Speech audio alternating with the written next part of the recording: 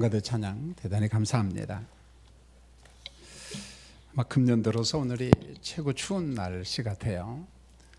다음 주까지 굉장히 춥다고 하는데 우리 성도님들 건강 관리 좀 잘했으면 좋겠다 그런 생각이 듭니다. 할렐루야. 예. 오늘은 제가 요한계시록 세 번째 설교를 준비했습니다. 주제는 일곱 인재양과 인침받은 14만 4천 명. 그래서 이 말씀 중심으로 좀 말씀을 전하려고 합니다. 이사야 13장 6절에 보면은 여호와의 날이 가까이 왔다 이런 표현이 자주 나와요. 보면은 이게 이제 이사야 말씀만이 아니고 혹은 뭐 요엘서 같은데 그 예언서에 보면은 종종 나오는 표현입니다. 하나님의 심판이 다가왔다 그런 말입니다. 하나님의 심판이 다가왔다.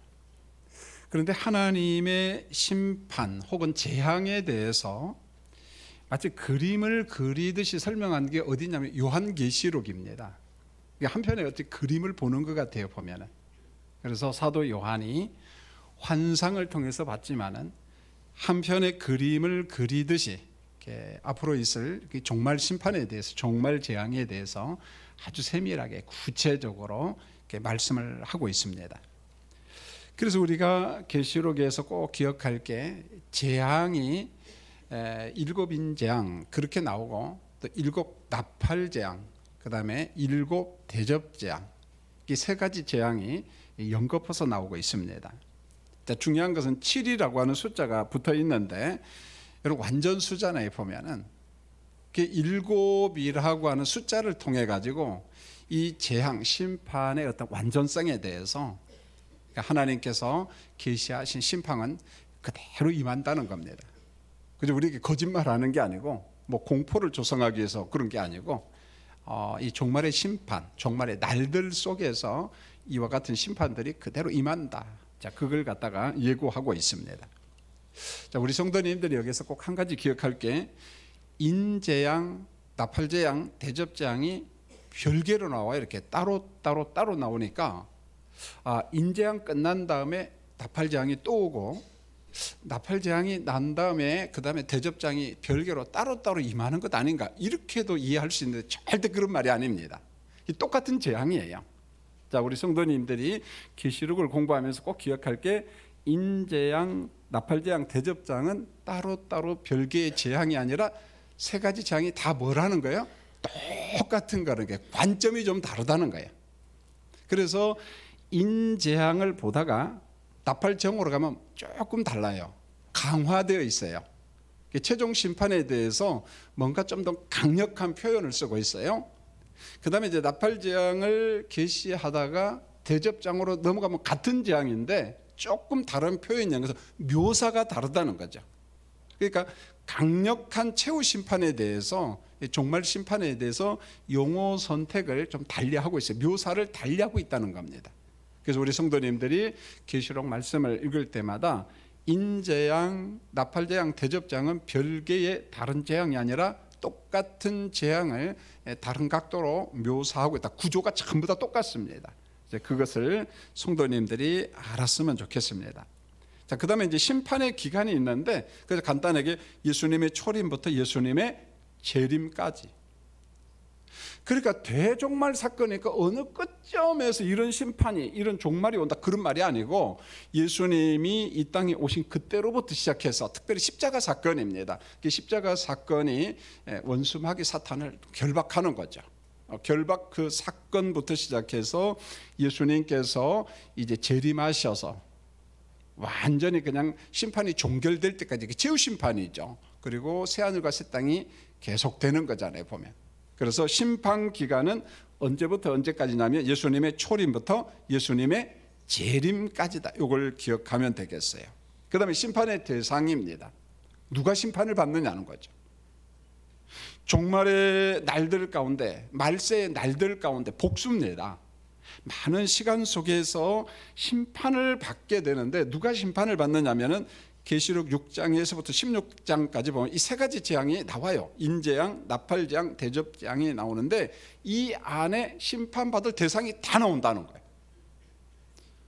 그래서 하늘로부터 추방당한 사탄도 심판을 받고, 사탄의 어떤 동역자인 두 짐승이잖아요. 적그리스도와 거짓 선지자도 심판을 받고, 하나님을 대적한 큰 성 바벨론, 보통 로마 제국을 의미합니다. 네로와 같은 사람, 도미티왕 같은 사람, 어떤 폭력적인 사람들이죠. 주님의 교회를 핍박한 자들, 그들도 심판을 받습니다.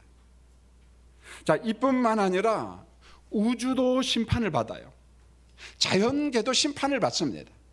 그래서 성경을 읽다 보면은 바다도 심판을 받고, 땅도 심판을 받고, 물샘, 강도 오염이 되고, 하늘에 있는 별과 달과 태양계가 흔들리는, 그래서 어둠이 좀 더, 밝음이 좀 어두워지는 그런 심판도 있죠, 보면은. 종합적으로 이야기하면은 이런 겁니다. 하늘로부터 추방당한 사탄이 살고 있는 그런 영역, 활동하고 있는 영역 모두가 심판의 대상이라는 겁니다. 거기에는 자연계도 있고 하늘의 천체도 포함되고 우주 공간이 다 포함된다는 거죠, 보면. 자, 그 심판 기사가 인재양, 나팔재앙, 대접재앙을 통해서 강조해서 어떤 것은 조금 다른 각도로 묘사를 하고 있다는 거예요. 모두 다 하나님의 심판 재앙을 받습니다. 오늘 제가 설교할 범위가 많습니다. 12월 31일 날 이제 네 번째 과를 하죠. 다음 주에 이제 성탄절이기 때문에 그때는요 진짜 분량이 많아요. 그래서 지금부터도 걱정이에요. 이걸 어떻게 쉽게 전할 것인가. 자, 오늘 설교는 계시록 6장 1절부터 8장 5절까지 설교인데, 인재양, 7 인재양이 여기에 전부 다 나오는데, 이걸 하나씩 설명할 수도 있지만은, 그러면 이해하는데 평신도들한테는 한계가 있는 것 같아요, 보면은요. 어떤 것은 알 것도 같고 어떤 것은 모를 것도 같고 이해가 잘 안 되고, 그런데 제가 전체 그림을 그려드릴 테니까 머릿속으로 한번 그림을 그려보십시오. 자, 밑그림을 그립니다.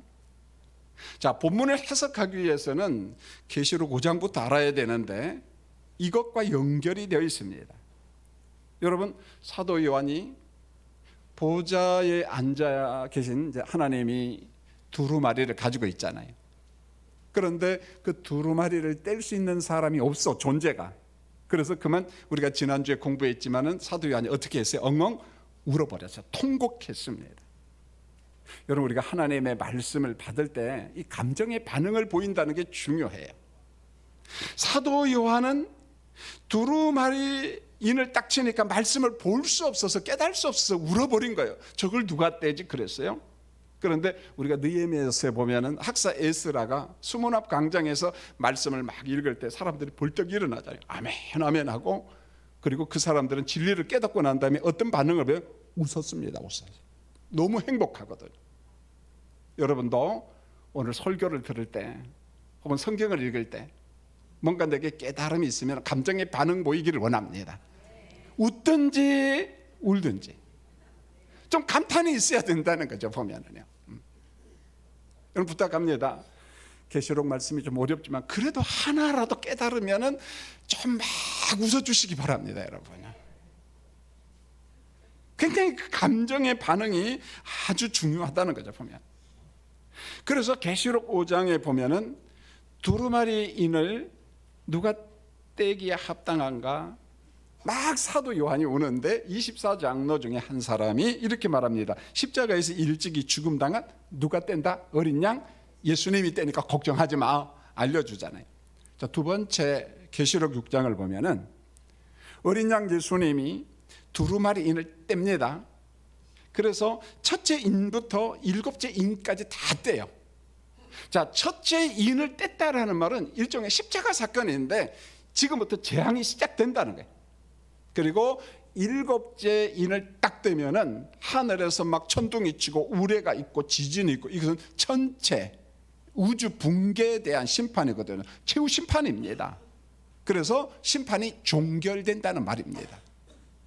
그래서 계시록 6장에 보면 심판의 시작부터 계시록 8장 1절 그리고 8장 5절까지 보면은 심판의 완성까지, 최후 심판까지 함께 나옵니다.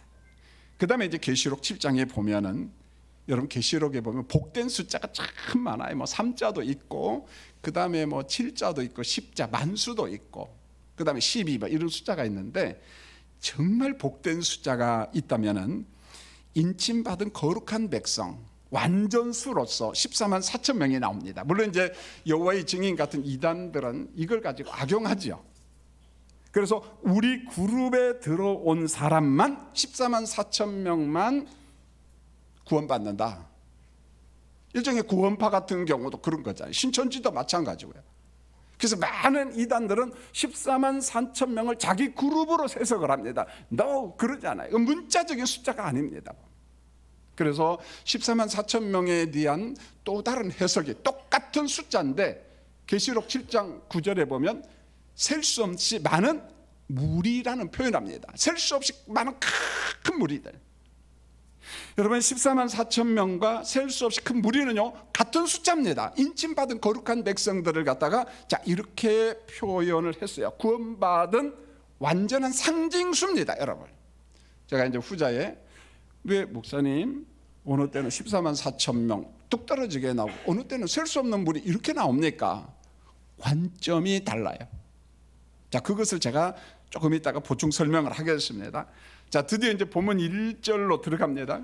전부터 저를 한번 보시고요. 예. 아차하면 졸아요 여러분.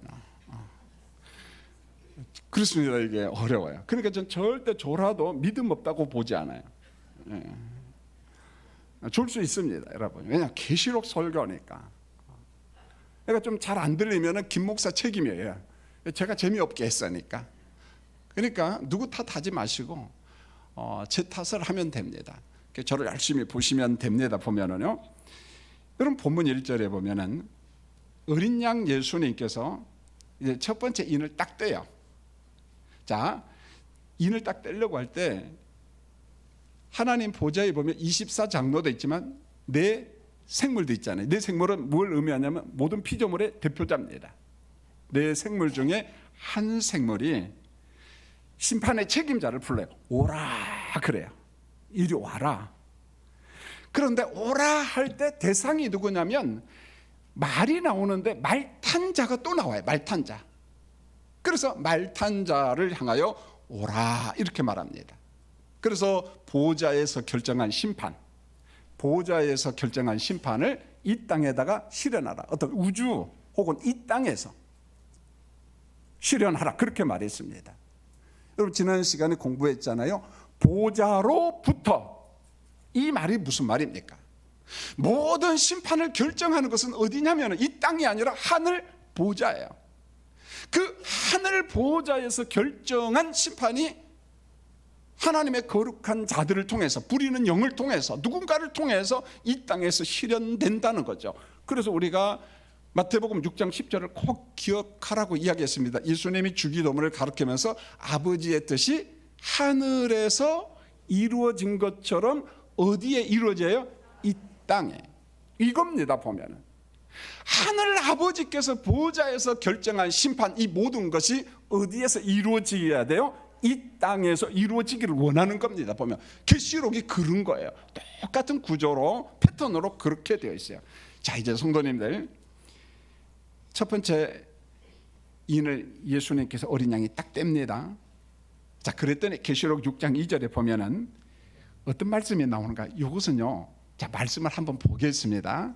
자 스크린을 보고 같이 한번 읽겠습니다. 시작. 이에 내가 보니 흰 말이 있는데 그 탄 자가 활을 가졌고 면류관을 받고 나아가서 이기고 또 이기려고 하더라. 문장을 잘 보시면은 이에 내가 보니 뭐가 하나 딱 나와요? 흰 말. 그 탄 자가 뭘 가지고 있어요? 활을 가지고 있어요. 그런데 그 탄 자가 뭘 받았어요? 면류관을 받았어요. 그 다음에 보십시오. 이기고 또 이기려고 하더라. 제가 이 상징적 의미를 해석하겠습니다. 흰 말은요 승리를 상징합니다. 승리. 그런데 말 탄 자가 뭘 들고 있어요? 활을 들고 있어요. 말을 탔는데 활을 들고 있다. 이게 어떤 개념이냐?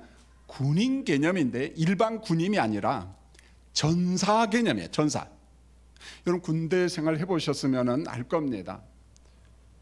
군인 가운데 특급 전사, 특급 군인 그런 표현이 있습니다. 모든 훈련을 잘 통과하고 최고의 베스트, 마치 특전사 군인과 같은 그들을 일컬어서 특급 전사, 전사 그렇게 말합니다. 뭐 군인이라고 다 전사는 아니잖아요. 보면은 이게 왜 중요하냐면은 말을 타면서 활을 쏜다라고 하는 말은 최고로 궁수라는 말이잖아요, 여러분요. 말 안 타봤죠? 제주도 가서 한번 타보세요. 근데 그 말을 타고 활을 쏘고 활을 가지고 맞춘다는 게 쉬울까요, 어려울까요? 전 안 해봤지만 어려울 것 같아요, 보면은요. 그런데 말을 타고 활을 쏴서 누군가를 표적을 맞춘다는 말은 전사라면 특급 전사, 최고의 군인이라는 말입니다. 의미가 있다는 거죠. 그런데 말을 탄 자, 활을 가진 자가 면류관을 받았습니다. 그런데 면류관도 승리를 상징하는 거잖아요. 그리고 난 다음에 이기고 이기다라. 이겼어요. 오늘도 이길 거다. 앞으로도 이길 것이다. 승리에 대한 강력한 표현이잖아요. 하나님을 대적하는 무리들이 역사 속에 많이 나타납니다. 사탄일 수도 있고 저 그리스도일 수도 있고요. 이 짐승과 같은 네로나 도미티안 같은 자들도 있을 거예요.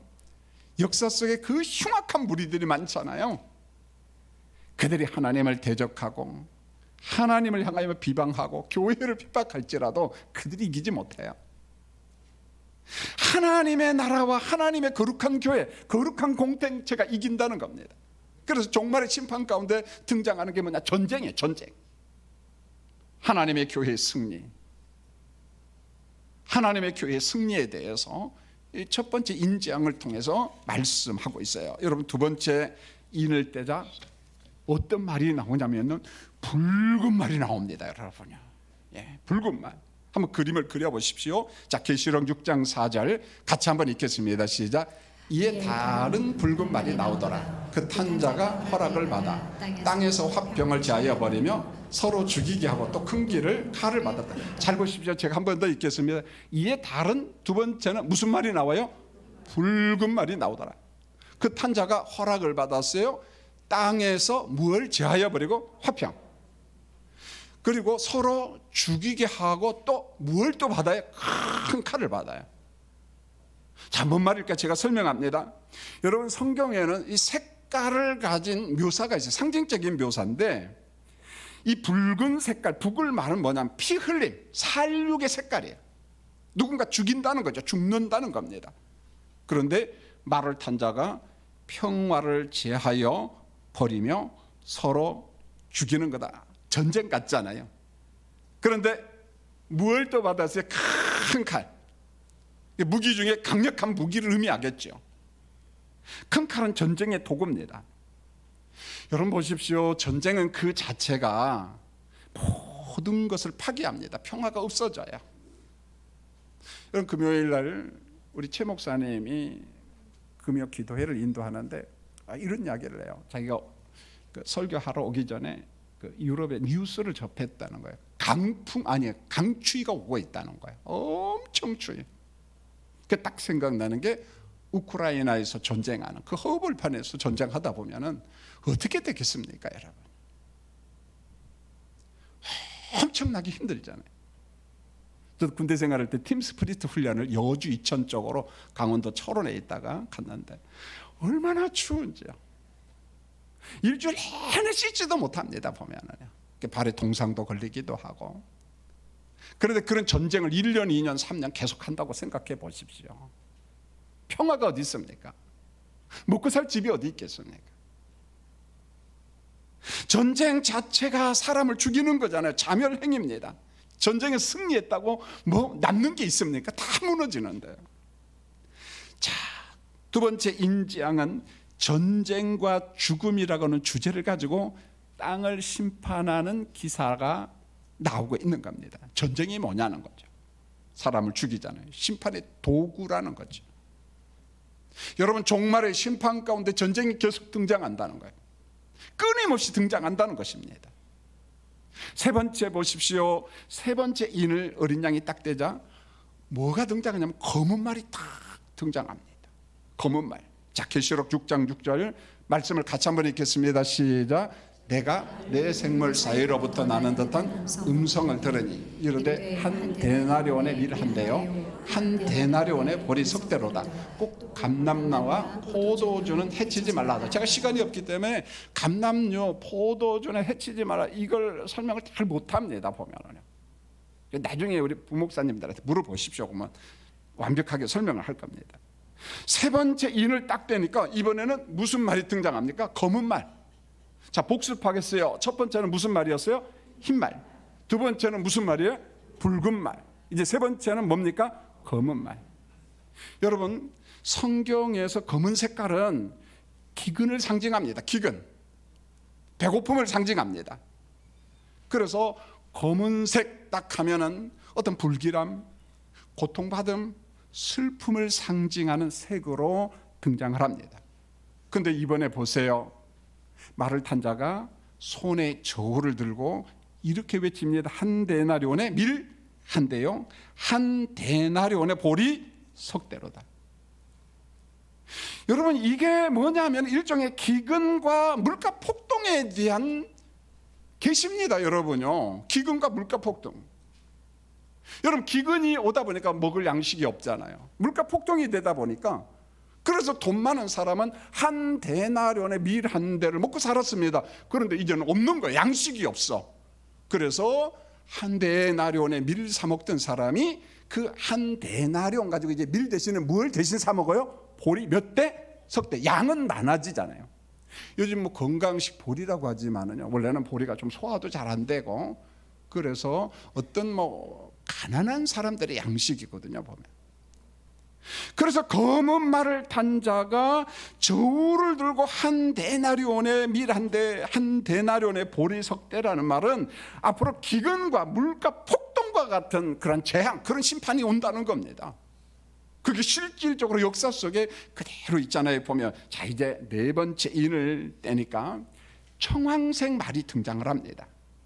청황색 말은 어떤 예를 하는가? 계시록 6장 8절을 같이 한번 읽겠습니다. 시작. 내가 봄에 청황색 말이 나오는데 그 탄자의 이름은 사망이니 음부가 그 뒤를 따르더라. 그들이 땅 4분의 1을 권세를 얻어 검과 흉년과 사망과 땅의 짐승들로서 죽이더라. 자, 그 정도만 보면 됩니다. 자, 네 번째 인을 딱 떼니까 어떤 색깔의 말이 등장해요? 청황색 말. 그럼 청황색은 뭐냐? 여러분, 건강의 반대가 병이잖아요. 질병. 질병의 색깔이에요. 질병의 색깔이라는 게 청황색은요. 그런데 말을 탄 자의 이름을 잘 보십시오. 사망이에요, 사망. 그런데 사망을 뒤따라 뭐가 오고 있어요? 음부. 한 짝입니다, 한 짝. 사망과 음부죠, 음부. 그런데 사망이 어떤 권세를 받았냐면은 땅에 있는 어떤 존재들 4분의 1을 죽이는 권세를 받았습니다. 이 사망의 도구를 한번 쫙 보십시오. 보면은 무엇이 이 땅의 존재 사람들을 죽이냐? 피조물을 죽이느냐? 4분의 1을 죽인다는 거예요. 엄청난 거잖아요. 보십시오. 검이 죽입니다. 전쟁이. 그 다음에 흉년이, 기근이에요, 기근. 여기서 사망이 죽인다는 말은 역병이에요. 전염병 걸리면 많은 사람이 죽잖아요. 그 다음에는 참 무서운 건데요, 땅의 짐승들이 죽인다는 말. 그럼 땅의 짐승들이 사람을 죽인다? 이게 무슨 말일까요? 여러분, 전쟁이 일어나고 재난이 일어나면은 집이 다 파손이 되잖아요. 사람들이 거처할 곳이 없습니다. 그럼 어디에요? 산에나 들에 나가서 삽니다. 텐트 치고 천막 치고 살고 뭐 풀숲으로 적당히 집을 짓고 살잖아요. 그럼 밖에는 뭐가 있어요? 야생 짐승, 들짐승이 있습니다. 사람을 공격한다는 거예요. 단순히 공격 정도가 아니라 아마 짐승들도 먹을 양식이 없으니까, 먹거리가 없으니까 누구를 공격해요? 사람을 공격하는 거예요. 사람을 죽인다는 거예요, 보면은요. 여러분, 종말 심판 가운데 하나가 뭐냐? 짐승들에 의해서 사람이 공격을 받고 사람이 죽임을 당할 수도 있다는 겁니다. 이게 예고입니다. 여러분, 네 번째 인재앙은 전쟁 재앙이고 기근 재앙, 이것을 강조를 하고 있습니다. 자, 성도님들, 저랑 같이 첫 번째와 네 번째까지 인재앙을 공부를 했는데, 자, 특징을 다시 한번 보겠어요. 네 생물이 등장합니다. 오라 말탄 자요. 보좌에서 하나님이 결정한 심판을 갖다가 이 땅에 실현하라. 자, 그리고 네 말이 등장하잖아요. 흰 말, 붉은 말, 검은 말, 청황색 말, 그리고 말탄 자가 있잖아요. 하나님의 명령대로 심판을 결정하고 실현하는 자들입니다. 그런데 네 가지 재앙을 보니까 기근, 전쟁, 뭐 여러 가지 재앙이 있는데 공통점이 뭡니까? 땅에서 전쟁이 일어나고 평화를 상실하고 사람이 죽고 기근이 옵니다. 역병이 옵니다. 전염병이 옵니다. 네 가지 스토리를 이야기하는 목적이 뭔가 하냐면은 지상에 있는 교회 공동체야. 석관 중앙교회 성도들아, 오늘 예배하는 여러분들을 향하여 성령께서 우리에게 말씀하고 있습니다. 성령이 말합니다. 귀 있는 자는 들을지어다. 하나님께서 사건과 사고를 통해서, 전쟁과 역병을 통해서, 기근을 통해서 매번 우리에게 말씀합니다. 주의 음성을 들으라. 주의 음성을 들으라. 남의 이야기가 아니라는 거예요. 삼자 이야기가 아니라는 거예요. 전쟁과 사건을 통해서 하나님께서 지금 우리에게 뭘 말씀하고 있느냐? 이 기근을 통해서, 이 전염병을 통해서. 전염병을 딱 두니까 교회 안 가고, 그게 아니라는 거예요, 여러분요. 오히려 더 우리 영적인 게 어떻게 해야 돼요? 잠자야 돼요? 깨어나야 돼요? 깨어나야 되는 거예요. 깨어나야 된다는 겁니다. 어제 우리 친구 아들이 결혼이 있어서 용산에 잠시 갔었어요. 근데 제 친구 법원에 오랫동안 근무했는 친구인데 천주교 신자예요. 신내동에 사는데 코로나 때문에 푹 쉬었대. 몇 년 쉬었냐니까 3년 쉬었대. 그래서 목사님을 봐서 생각이 났대. 무슨 생각? 나도 내일은 성당 가야겠다. 그 친구도 코로나 핑계대고 몇 년 동안 성당을 안 간 거예요. 3년간 안 갔어요. 근데 저를 보니까 가야겠다 생각이 나는 거예요. 우리 교인들 가운데도 코로나 이후에 아예 주무시는 분들 계세요. 보면은요. 그러지 말라는 거예요. 전염병이 오니까 내 영이 잠자는 것이 아니라 정신 차리라는 거예요. 보면은요. 전쟁을 통해서, 기근을 통해서, 역병을 통해서. 자, 드디어 이제 5번째입니다.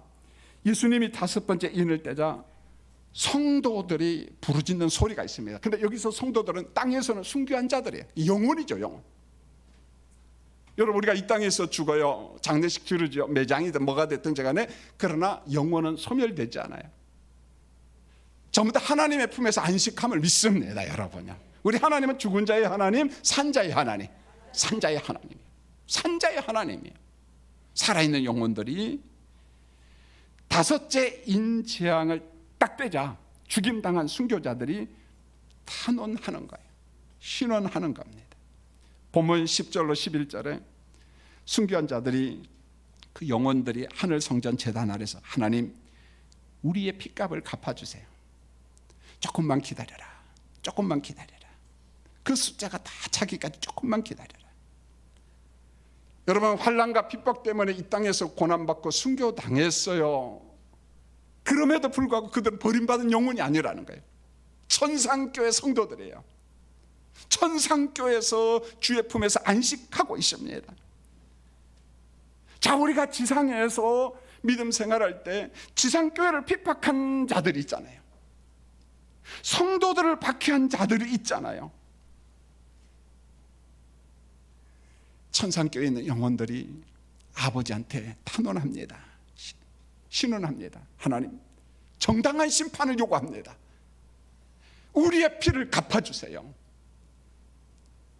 세상에서 교회를 박해하고 성도들을 핍박한 그 무리들, 하나님께서 나 몰라가 아니라는 거예요. 다 기억하시고 하나님께서 그들을 심판하실 것을 말씀하고 있는 겁니다.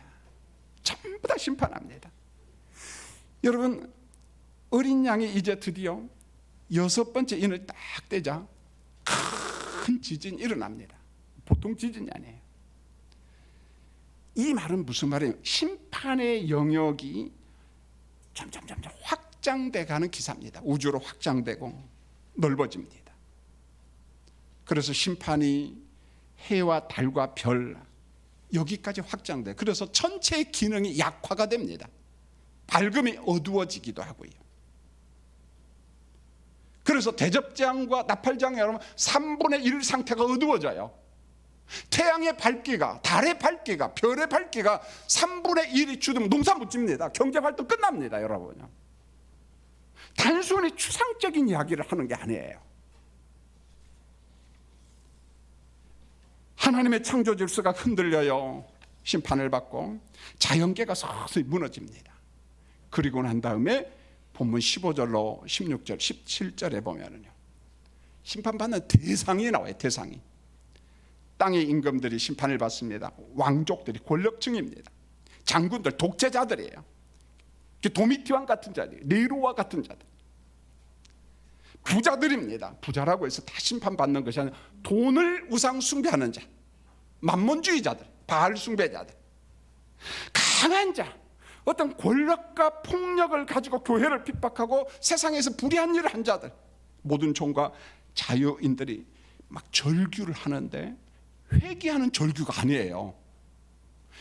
이런 절규입니다. 보좌에 계신 하나님과 어린 양 예수님이 내리는 심판에서 우리를 숨겨주라는 거예요. 회개하고 돌아오는 게 아닙니다, 여러분. 우리를 숨겨주라는 거예요. 여러분, 진노의 큰 날에 이들은 건진받을 수가 없습니다, 여러분요. 회개도 때가 있어요. 기회가 있다는 말입니다. 여러분, 계시록 6장 17절을 잘 보십시오. 이 진노의 큰 날, 누가 그 앞에 능히 서리요? 자, 이런 말입니다. 누구도 6번째 인재앙에서 벗어날 자가 있다는 말이 없다는 말이에요. 없다는 거예요. 인재앙에서 벗어날 자가 아무도 없어요. 이 심판에서 예외적인 사람이 없다는 거예요, 보면은요. 자, 여기에서 한 가지 여러분이 꼭 조심해야 될 게, 우리 주변에 사이비 이단들, 666이나 아마겟돈 같은 전쟁 기사를 만들어 가지고 사람들을 미혹해, 교인들을 미혹하는 사람들인데 조심하십시오. 자, 그렇다면은 6번째 인재앙이 임할 때, 심판이 임할 때 땅에 있는 교회 공동체는 어떻게 되느냐는 거예요. 교회 공동체는 어떻게 되느냐? 누구도 능히 재앙과 심판에서 설 수 없다고 하는데, 아무도 설 자가 없다고 하는데, 자, 이 땅에 있는 교회 공동체는 엄청난 재앙이 임할 때, 자, 거기에서 고통을 견디지 못하고 혹시 믿음을 배반하는 거 아닌가? 여러분, 우리도 그런 생각 가질 수 있잖아요, 보면. 신앙을 버리는 것 아닌가? 자, 이런 생각을 가질 수 있습니다. 그런데 계시록은 그 정답을 이야기합니다. 참된 교회와 참된 성도는 그 어떤 재난 앞에서 믿음과 신앙을 버리지 않는다는 겁니다. 내 실력, 내 재주로 믿음을 배반하는 것이 아니라 하나님께서 우리를 주권적으로 붙잡고 있어요. 이게 성도의 견인교리입니다. 하나님께서 여러분을 붙잡고 계셔요. 여러분, 계시록에서 말씀한 재앙과 심판은요, 성도들을 위한 심판이 아닙니다. 물론 고난과 환난과 핍박은 받을 수 있지만은 최후 심판, 마지막 심판에서 성도를 심판해서 성도를 갖다가 무슨 유황 불못에 던지고 그런 게 아니라는 겁니다. 불신자, 하나님을 대적하는 자, 사탄의 종로로 타는 자를 심판하는 거예요. 여러분, 요한계시록을 가지고 참된 교인과 참된 성도들에게 공포와 두려움을 주는 영상이나 그런 설교를 하는 사람은 전부 다 가짜입니다, 여러분요. 제가 계시록 설교를 하지만 여러분에 겁주지 않아요. 그러나 계시록 말씀은 불신자와 악한 영을 따르는 자들의 공포입니다. 성도에게는 걱정할 필요 없습니다. 환난이 없다는 말은 아닙니다. 환난 가운데도 성령께서, 보혜사 성령이 우리를 어떻게 해요? 지켜주십니다. 여러분, 계시록 7장 1절을 보세요. 내 천사가 동서남북 사방에서 바람을 꽉 붙잡고 있어요. 심판의 바람입니다. 계시록 7장 2절을 보세요. 이번에는 다른 천사가 하나님의 인을 가지고 해 돋는 데로부터 올라와요. 아나톨레잖아요, 해 돋는 쪽에서. 자, 이 해석도 조심해야 돼요. 어느 때는 아나톨레 했을 때 긍정의 의미지만 여기다가 아나톨레 그것을 긍정의 의미로 집어넣을 필요는 없어요, 사실은. 자, 해 돋는 데로부터 올라오더니 땅과 바다를 해할 권세를 가진 내 천사에게 큰 소리로 외쳐요. 뭐라고 했냐면 우리가 하나님의 종들의 이마에 인을 치기까지 땅과 바다 나무를 해하지 말라. 여러분 이게 무슨 말이냐면 인치는 게 다 끝나면은 마지막 최후 심판, 최종 심판이 있다는 말이 없다는 말이에요. 있다는 말이에요.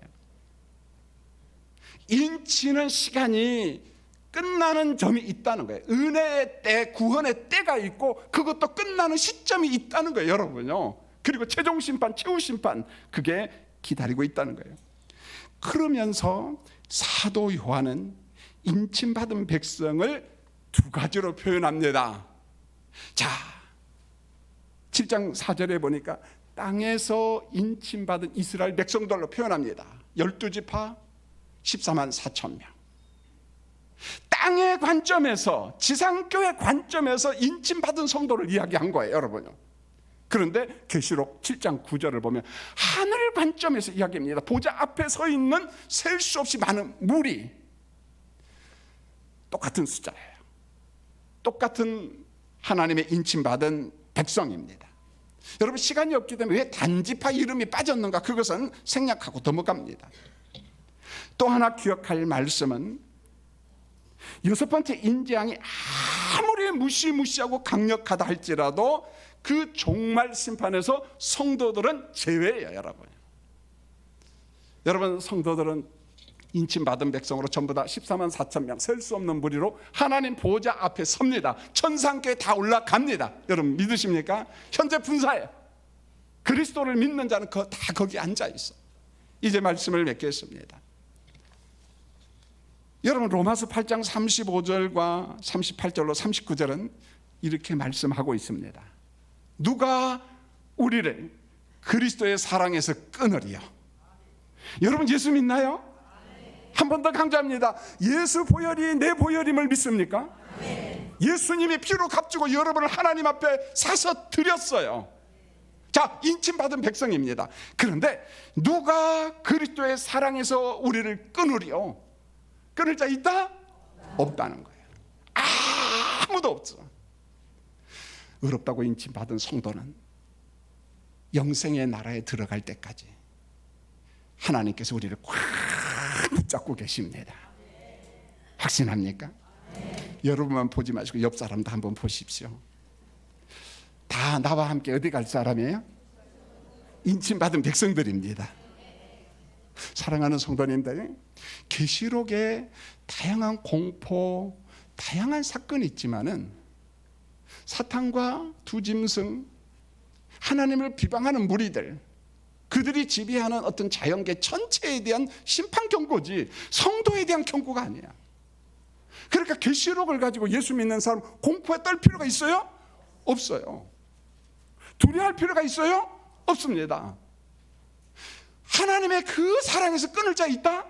없다는 거예요. 기도하겠습니다. 하나님 우리 아버지, 세 번째 계시록 말씀을 전했습니다. 예수의 보혈로 인침받은 우리 성도님들, 새하늘과 새 땅에서 영생의 복을 누릴 때까지 하나님께서 우리를 견고하게 붙잡고 있음을 믿습니다. 이제는 계시록을 가지고 공포를 조성하고 두려움을 조성하는 무리가 있다면 속지 않도록 우리 성도들에게 영적인 깨달음을 주시옵소서. 우리를 구원하신 하나님을 찬양합니다. 예수님의 이름으로 기도합니다. 아멘.